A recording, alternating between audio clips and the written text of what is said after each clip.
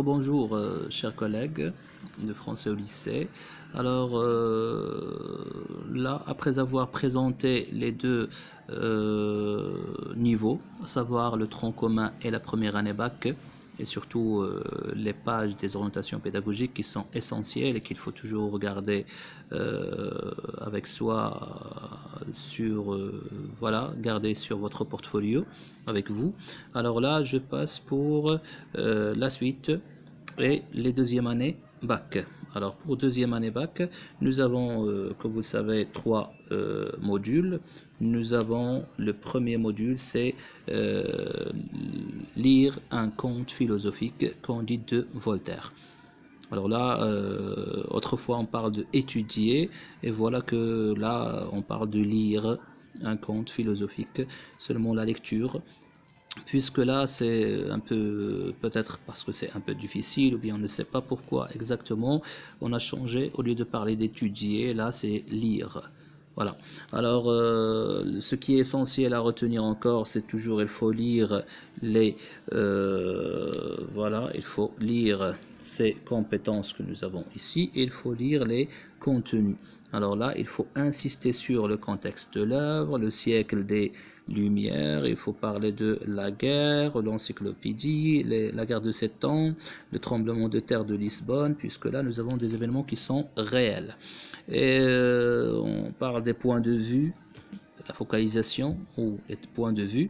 Alors étant donné que le terme focalisation n'est plus utilisable ou bien est dans les orientations pédagogiques et surtout dans le cadre de référence de l'examen régional, on dit qu'on ne parle plus de focalisation, ou bien cette terminologie de focalisation, il faut l'éviter et la remplacer par point de vue du narrateur. Alors là, il faut insister sur la satire, l'ironie, il faut insister sur la vraisemblance et le merveilleux dans le chapitre 18, il faut insister sur la dimension philosophique du début jusqu'à la fin et sur l'optimisme, le bien et le mal.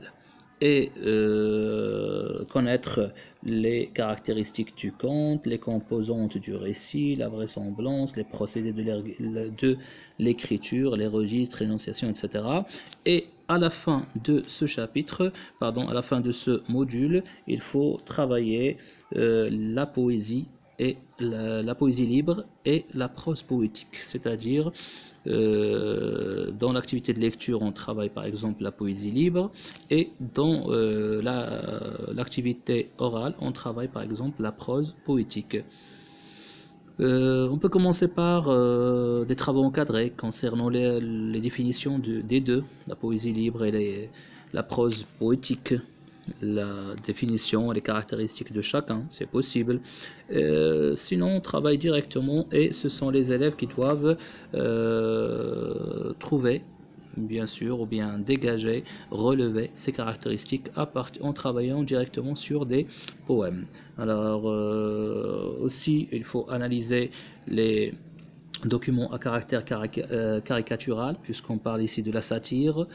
Le compte rendu de lecture du chapitre. Alors pour moi, je demande aux élèves de faire, à chaque élève de faire le résumé d'un chapitre, ou bien à chaque 2 élèves ou bien 3 en groupe de faire le résumé de, par exemple, des chapitres qui sont longs, voilà. Alors ou bien de plusieurs chapitres en même temps. Alors là, un travail de groupe et on cherche quelque chose d'original, à part ce qu'on trouve toujours sur le net. Et là, on trouve les textes. Alors même si les textes sont programmés juste pour les deuxièmes années bac sciences français, option français, et ils ont 6 heures à la place de 4 heures, et ils ont un examen, ce n'est pas une évaluation, une simple évaluation, mais un examen qu'ils vont passer devant 2 ou bien 3 professeurs de français, un entretien où ils doivent utiliser les techniques qu'ils ont acquises avec leurs professeurs.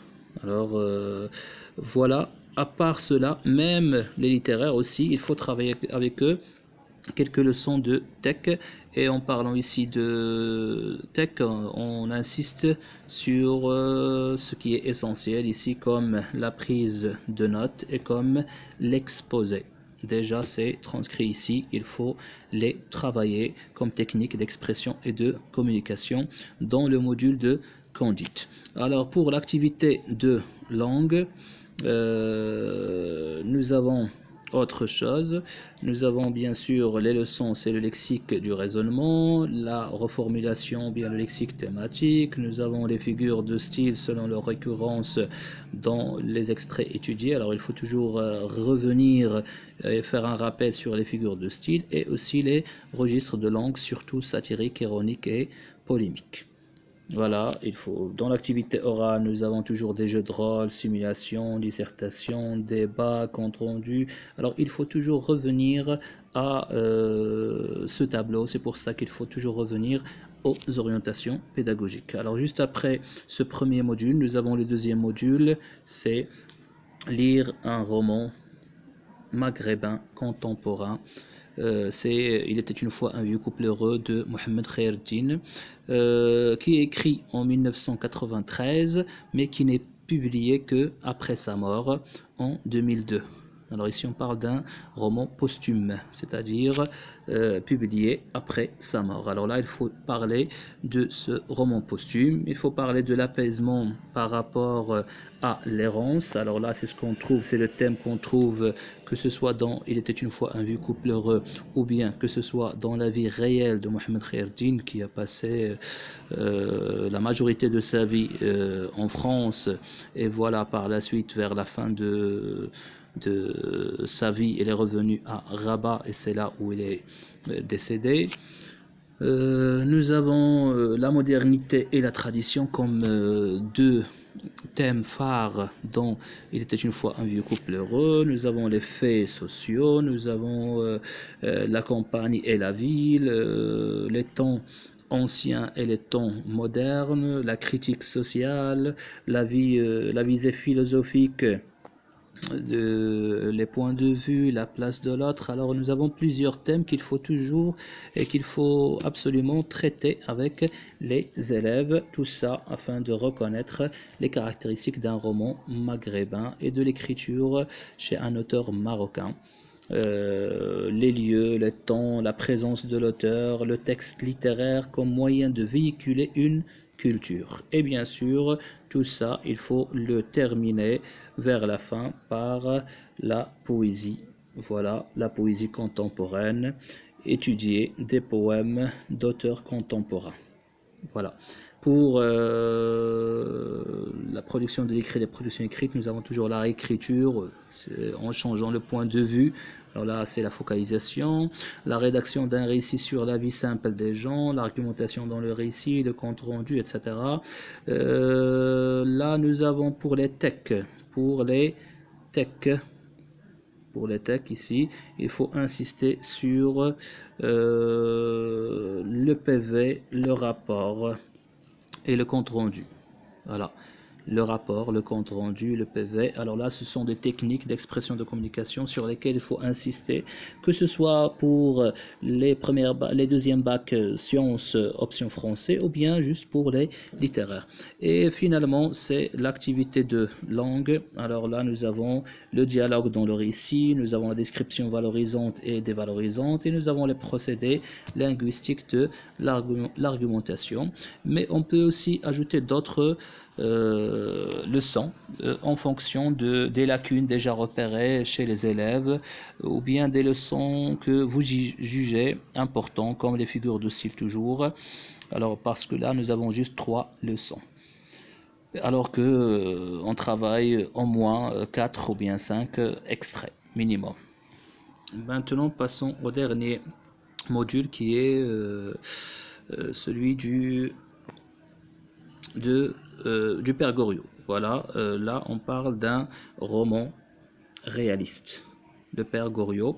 Alors comme j'ai dit, ce n'est pas obligatoire de travailler tout le roman au deuxième semestre. comme ce que nous avons dans la note 157 qui précise l'ordre des œuvres en deuxième année bac.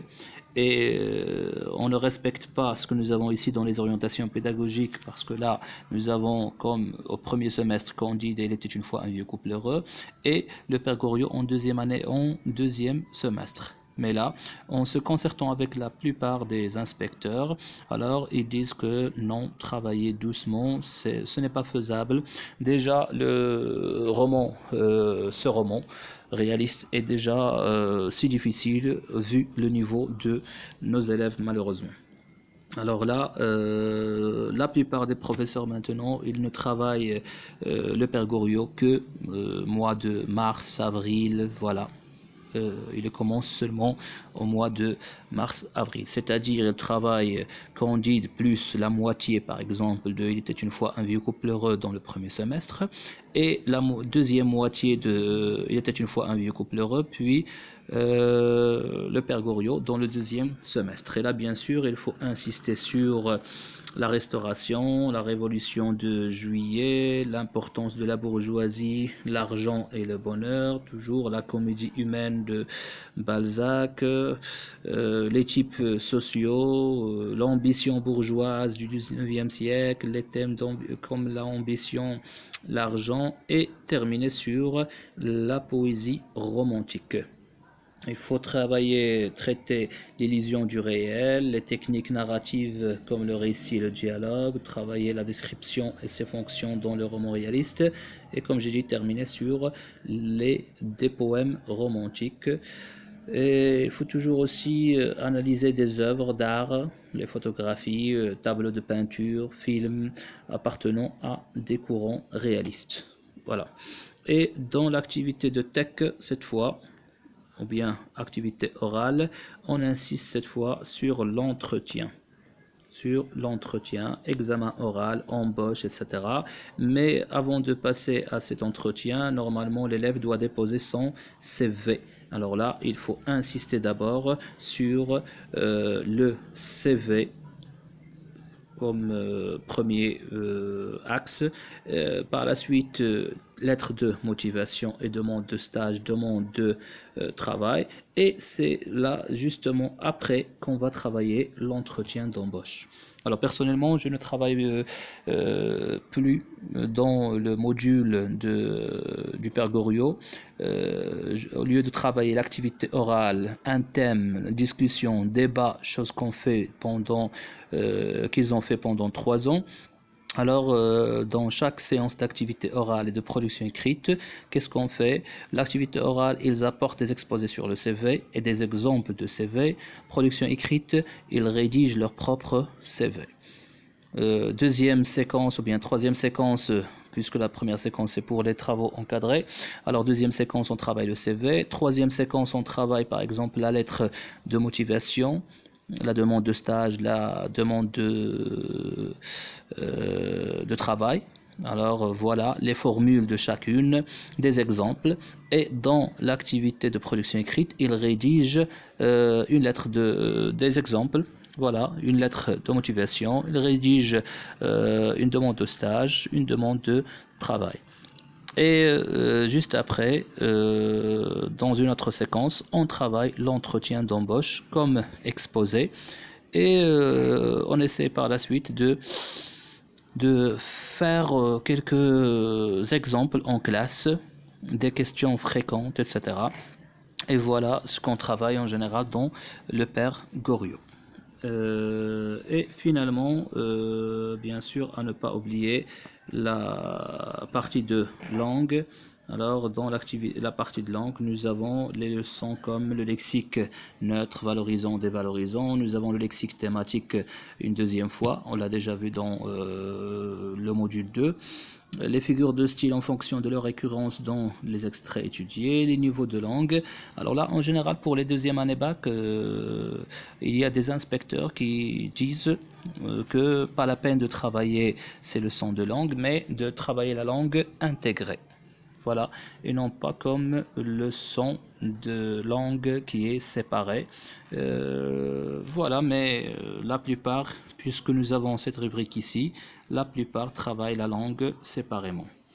Alors, voilà pour le troisième module, le père Goriot. J'espère que ça sera bénéfique, Inch'Allah, pour vous en tant que professeur débutant ou bien que en tant que futur professeur.